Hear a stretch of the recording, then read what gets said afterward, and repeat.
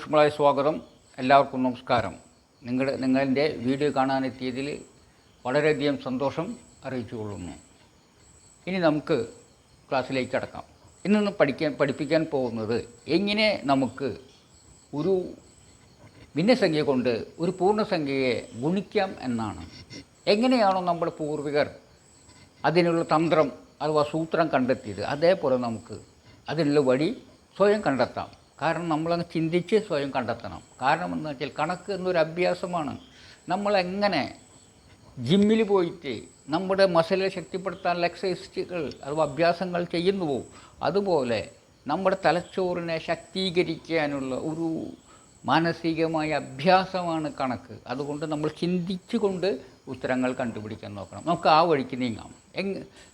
എങ്ങനെ നമുക്ക് ഒരു ഭിന്നസംഖ്യ കൊണ്ട് പൂർണ്ണസംഖ്യയെ ഗുണിക്കാമെന്ന് കണ്ടുപിടിക്കാൻ ശ്രമിക്കാം. ഉദാഹരണത്തിന് നോക്കുക, 3/4 എന്നുള്ളതൊരു ഭിന്നസംഖ്യ. നിങ്ങൾക്കറിയാം, ഒരു അംശമുണ്ട്, ഒരു ഛേദമുണ്ട്. അപ്പോൾ എന്തായിരിക്കും അത്? ഭിന്നസംഖ്യയാണ്, സംശയമില്ലല്ലോ. അപ്പോൾ 2 എന്നുള്ളതൊരു പൂർണ്ണസംഖ്യയാണ്.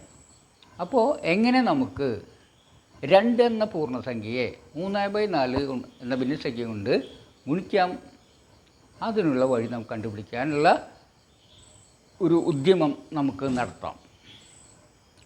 നമുക്ക് അതിലേക്ക് തിരിയാം.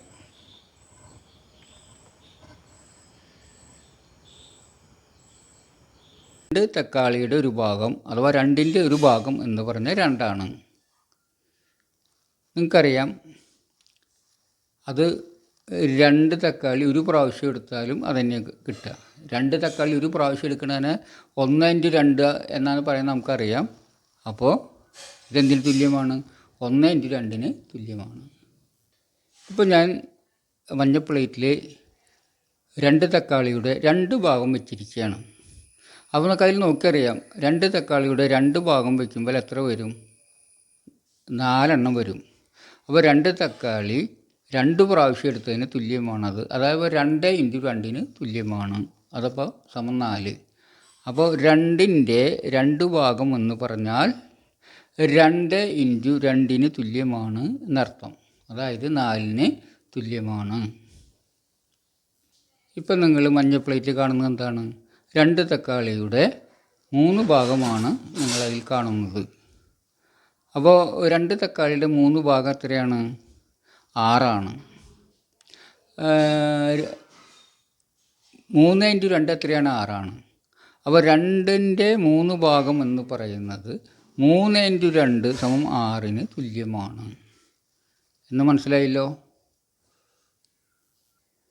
ഇപ്പോൾ മഞ്ഞ പ്ലേറ്റിൽ കാണുന്നത് 2 തക്കാളിയുടെ 4 ഭാഗം. അപ്പോൾ മഞ്ഞ പ്ലേറ്റിലിപ്പോൾ 2 തക്കാളിയുടെ 4 ഭാഗം വെച്ചിട്ടുണ്ട്. അപ്പോൾ അത് നോക്കിയാൽ ആകെ എത്ര ഉണ്ടെന്ന് അറിയാം? 8. അതായത് 2 തക്കാളി 4 പ്രാവശ്യം എടുക്കുന്ന തുല്യമാണ്. അഥവാ 4 × 2 എത്രയാണ്? 8. അപ്പോൾ 4 × 2 8 സമം 8. അപ്പോൾ 2ൻ്റെ 4 ഭാഗം എന്ന് പറയുന്നത് 4 × 2 തുല്യമാണെന്ന് നമുക്ക് ബോധ്യമായി. അപ്പോൾ നമ്മളിപ്പോൾ തന്നെ പറഞ്ഞ കാര്യം നമുക്കൊന്ന് കടലാസിൽ എഴുതി നോക്കാം. അപ്പോൾ 2ൻ്റെ ഒരു ഭാഗം എന്ന് പറയുന്നത് 1 × 2 സമം 2 തുല്യമാണ്. 2ൻ്റെ 2 ഭാഗം എന്ന് പറയുന്നത് 2 × 2 4 തുല്യമാണ്. 2ൻ്റെ 3 ഭാഗം എന്നത് 3 × 2 സമം 6 തുല്യമാണ്. 2ൻ്റെ 4 ഭാഗം എന്ന് പറയുന്നത് 4 × 2 സമം 8 തുല്യമാണ്. അപ്പോൾ 2ൻ്റെ 4 ഭാഗം എന്ന് പറയുന്നത് 4 × 2, അപ്പോൾ ഇൻറ്റുവിന് തുല്യമാണ്. അപ്പോൾ 2ൻ്റെ അര ഭാഗം എന്ന് പറഞ്ഞാൽ എന്തർത്ഥം? അര × 2 തുല്യമായിരിക്കണം. അപ്പോൾ അര × 2 എന്ന് പറഞ്ഞാൽ അതിൻ്റെ അർത്ഥം എന്താണ്? 2ൻ്റെ അര ഭാഗമാണ്. അതിനെന്താണ് നമ്മൾ മനസ്സിലാക്കുന്നത്? അര × 2 കടിക്കാൻ പറഞ്ഞാൽ, അര × 2 കണ്ടുപിടിക്കാൻ പറഞ്ഞാൽ നമ്മൾ എന്ത് ചെയ്താൽ മതി? 2ൻ്റെ അര ഭാഗം കണ്ടാൽ മതി.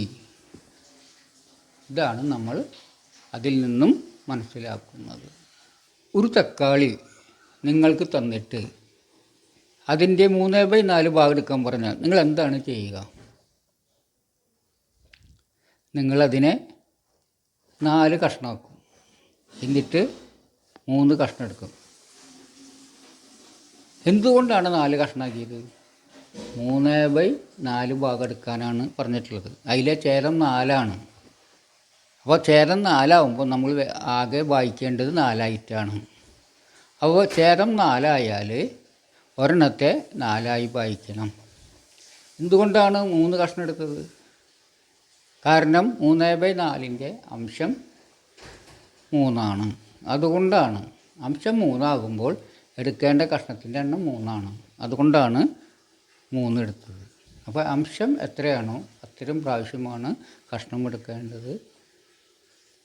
ഭിന്നസംഖ്യയുടെ ഛേദം അനുസരിച്ചാണ് നാം അതിനെ മുഴുവനെ മുറിക്കേണ്ടത് എന്ന് മനസ്സിലായി. നമുക്ക് ഈ കാണുന്ന തക്കാളിയുടെ 3/4 ഭാഗം എടുത്തു നോക്കാം. ഞാനിപ്പോൾ ആ ഒരു തക്കാളിയെ 4 ഭാഗിച്ചു. എന്താ കാരണം? ഛേദം 4ആണ്. അതുകൊണ്ട് 4ആയിട്ടാണ് വായിക്കേണ്ടത്. നമ്മളോട് ആവശ്യപ്പെട്ടുള്ളത് എത്ര കഷ്ണം എടുക്കാനാണ്? 4 ഭാഗിച്ച് 3 കഷ്ണം എടുക്കാൻ. അത് 3 അംശമായതുകൊണ്ട് എടുക്കേണ്ട കഷ്ണം 3ആണ്. അപ്പോൾ 3 കഷ്ണം എടുത്താൽ നമുക്ക് ആ തക്കാളിയുടെ 3/4 ഭാഗമായി. ഇപ്പോൾ നാം 3 കഷ്ണം എടുത്തു. അപ്പോൾ ചിത്രത്തിൽ 3 കഷ്ണം കാണാം.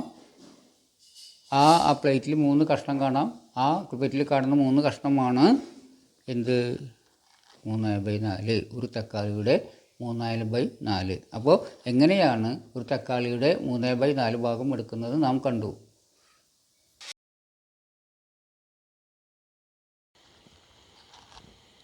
അപ്പോൾ നമുക്ക് മനസ്സിലായി ഒരെണ്ണത്തിൽ നിന്ന് 3/4 ഭാഗം എങ്ങനെ എടുക്കാമെന്ന് മനസ്സിലായി. അഥവാ ഒരെണ്ണത്തിൻ്റെ 3/4 ഭാഗം എങ്ങനെ കണ്ടുപിടിക്കാമെന്ന് മനസ്സിലായി. അത് 3/4 മനസ്സിലായി. അതായത് 1/4 3 കഷ്ണമെന്ന് മനസ്സിലായി. ഇനി നമുക്ക് 2 എണ്ണത്തിൽ നിന്ന് 3/4 ഭാഗം എടുക്കാൻ പറഞ്ഞാൽ എങ്ങനെയാണ് എടുക്കുക? അഥവാ 2 എണ്ണത്തിൻ്റെ 3/4 ഭാഗം കണ്ടുപിടിക്കാൻ പറഞ്ഞാൽ എങ്ങനെ കണ്ടുപിടിക്കുക? അത് നമുക്ക് നോക്കാം.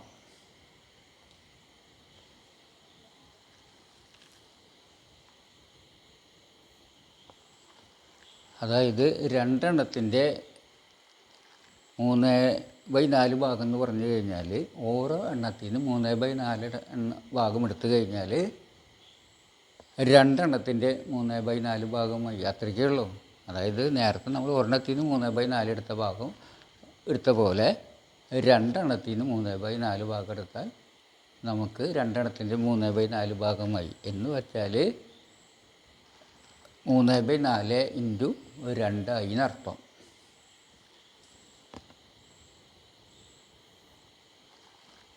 നമുക്ക് അത് 2 തക്കാളി ഉപയോഗിച്ച് എടുത്ത് നോക്കാം. അത് പെട്ടെന്ന് തന്നെ നിങ്ങൾക്കത് പിടികിട്ടും. അപ്പോൾ നിങ്ങൾ ഒരു മഞ്ഞ പ്ലേറ്റിൽ ഇപ്പോൾ 2 തക്കാളി ഞാൻ വയ്ക്കാൻ പോവുകയാണ്.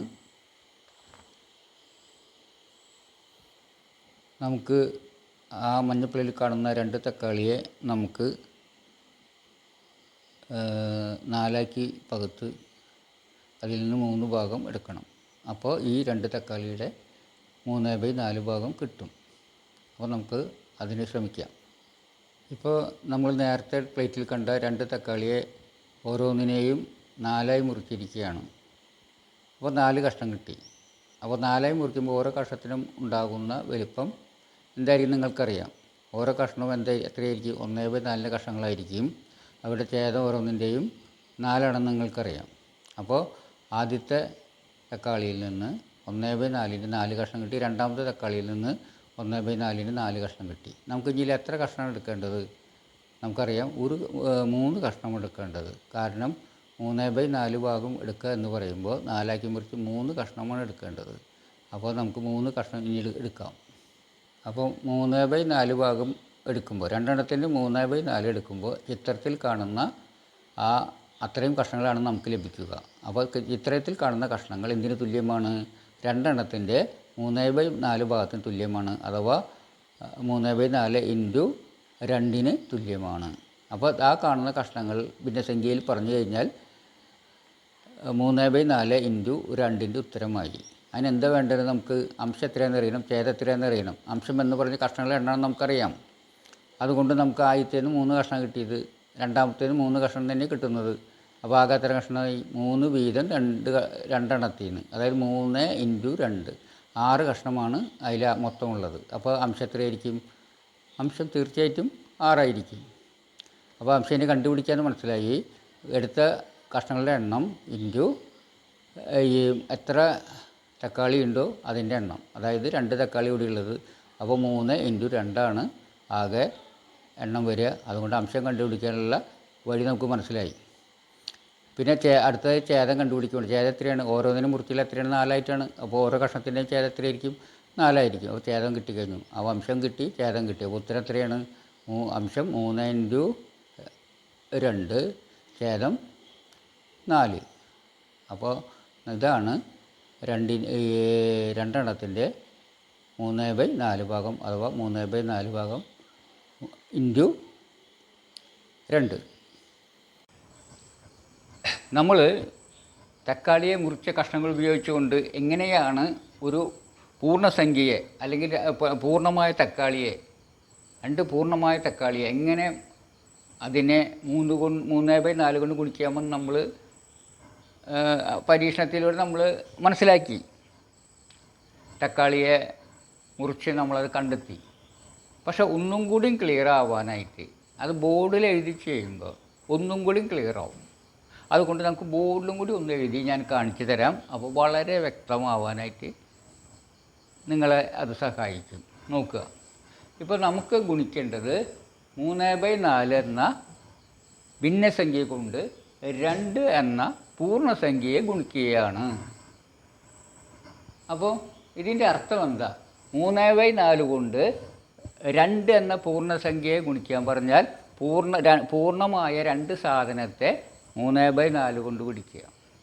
അപ്പോൾ ഉദാഹരണമാണെങ്കിൽ പൂർണ്ണമായത് ആപ്പിളോ ഓറഞ്ചോ അല്ലെങ്കിൽ തക്കാളിയോ എന്തെങ്കിലും ആവും. നമ്മളിപ്പോൾ തക്കാളി എടുത്ത് മാത്രം ഇവിടെ നോക്കുക, 2 തക്കാളി സങ്കല്പിക്കുക.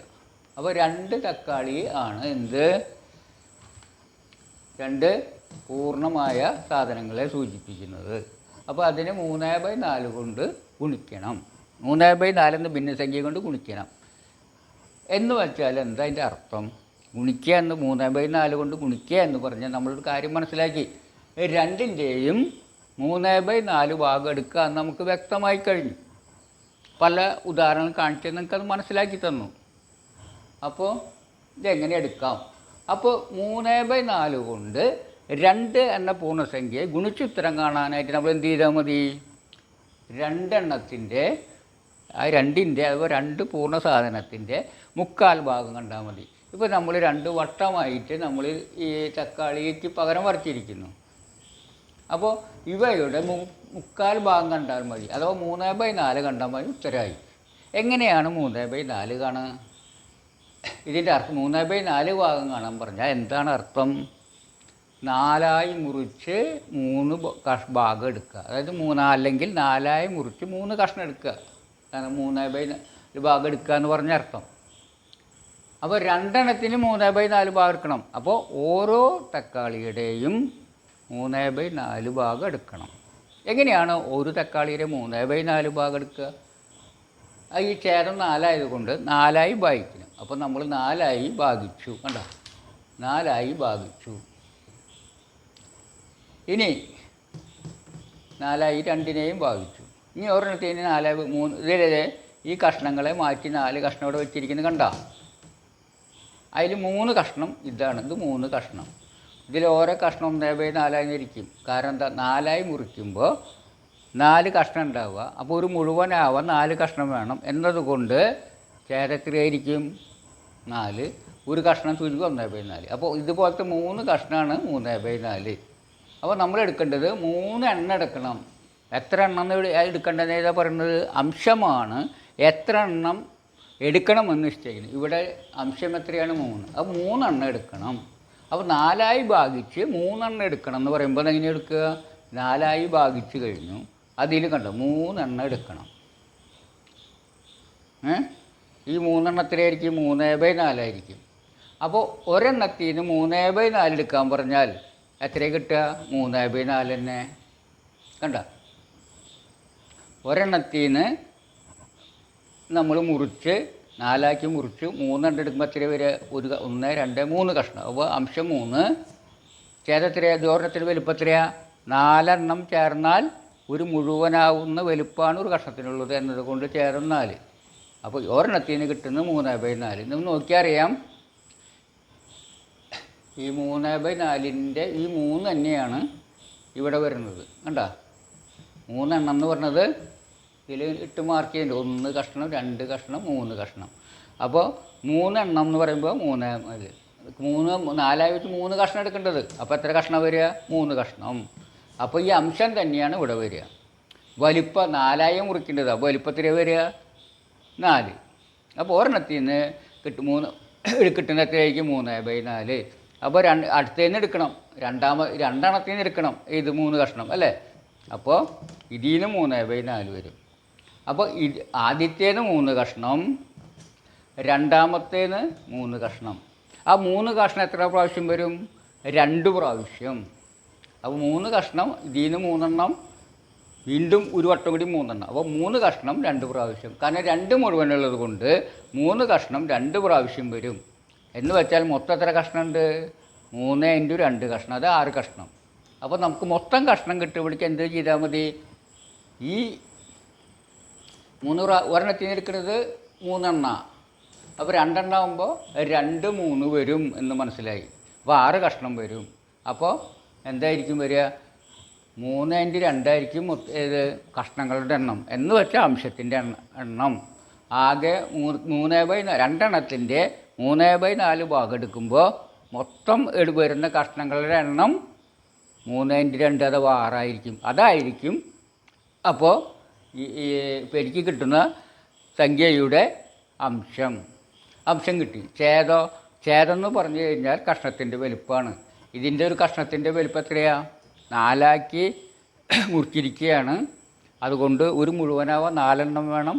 അതുകൊണ്ട് 4 ഒരു കഷ്ണത്തിൻ്റെ ഛേദം. എല്ലാ കഷ്ണവും ഒരുപോലെ, എല്ലാവരും ഛേദം 4. അപ്പോൾ ഇത് തന്നെയാണ് ഛേദമായിട്ട്. ഛേദത്തിൽ വരെ അപ്പോൾ 4 തന്നെ. അപ്പം അംശത്തിൽ വരിക ഇതിൻ്റെ അംശത്തെ 2 പ്രാവശ്യം ഗുണിച്ചത്. കാരണം മനസ്സിലായി നമുക്ക്. അപ്പോൾ 3 × 2 4. അപ്പോൾ എത്ര ഉത്തരം വരിക? ഈ അംശം ഇൻറ്റു പൂർണ്ണസംഖ്യയാണ് ഉത്തരമായി വരുന്ന ഭിന്നസംഖ്യയുടെ അംശമായി വരിക. അതുപോലെ ഛേദം ഈ ഭിന്നസംഖ്യയുടെ ഛേദം തന്നെയാണ് വരിക.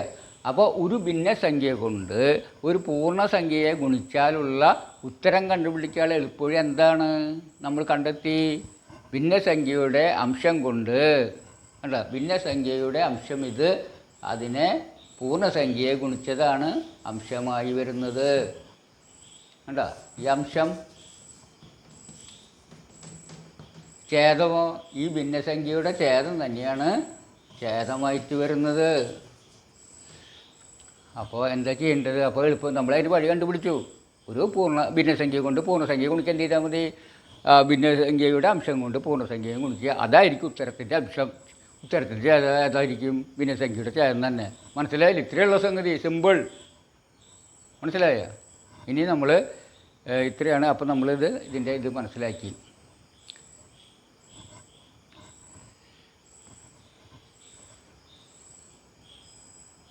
ഇതുപോലെ നമുക്ക് ഏത് സംഖ്യയുടെ പൂർണ്ണസംഖ്യയുടെ 3/4 വാങ്ങണം. ഉദാഹരണത്തിന് 5ൻ്റെ 3/4 വാങ്ങണം. അതായത് 3/4 5 കണ്ടുപിടിക്കാൻ അർത്ഥം എന്ത് ചെയ്താൽ മതി? ഇതിൽ നോക്കുക. ഇതുപോലെ 3/4 × 5 എന്ന് പറഞ്ഞാൽ 3ഉം 5ഉം കൂടി ഗുണിക്കുക. അപ്പോൾ 15 വരും. അതുപോലെ ഛേദം തന്നെയായിരിക്കും വരിക. ഈ 4 തന്നെയായിരിക്കും ഛേദം. മനസ്സിലായല്ലോ? അപ്പോൾ ഇതുപോലെ ഏത് സംഖ്യയുമായി കണ്ടുപിടിക്കും. ഇതിൻ്റെ അടിസ്ഥാന തത്വം മുകളിൽ തന്നെ. ഭിന്നസംഖ്യയും പൂർണ്ണസംഖ്യയും ഗുണിക്കാൻ പറഞ്ഞാൽ ഭിന്നസംഖ്യയുടെ അംശത്തെ പൂർണ്ണസംഖ്യയുടെ ഗുണിക്കുക. അതായിരിക്കും ഉത്തരമായി വരുന്ന സംഖ്യയുടെ അംശം. ഛേദോ ഭിന്നസംഖ്യയുടെ ഛേദം തന്നെ. ഇതാണ് ഇതിൽ പറയാനുള്ളത്. അപ്പോൾ ഇതുപോലെ നമുക്ക് ഏത് പൂർണ്ണസംഖ്യയും ഒരു ഭിന്നസംഖ്യയുടെ ഗുണിച്ചെഴുതാം. ഇതേ തത്വം പാലിച്ചാൽ മതി. അപ്പോൾ ഇന്നത്തെ വീഡിയോൻ്റെ ദൈർഘ്യം വളരെ കൂടിപ്പോയി. അതുകൊണ്ട് ക്ലാസ് വേഗം ചുരുക്കുകയാണ്. നിങ്ങൾക്ക് എൻ്റെ ക്ലാസ് ഇതുവരെ ശ്രമിച്ചതിന് വളരെയധികം നന്ദി. നമസ്കാരം. ഇനി നമുക്ക് അടുത്തുള്ള ക്ലാസ്സിൽ കാണാം.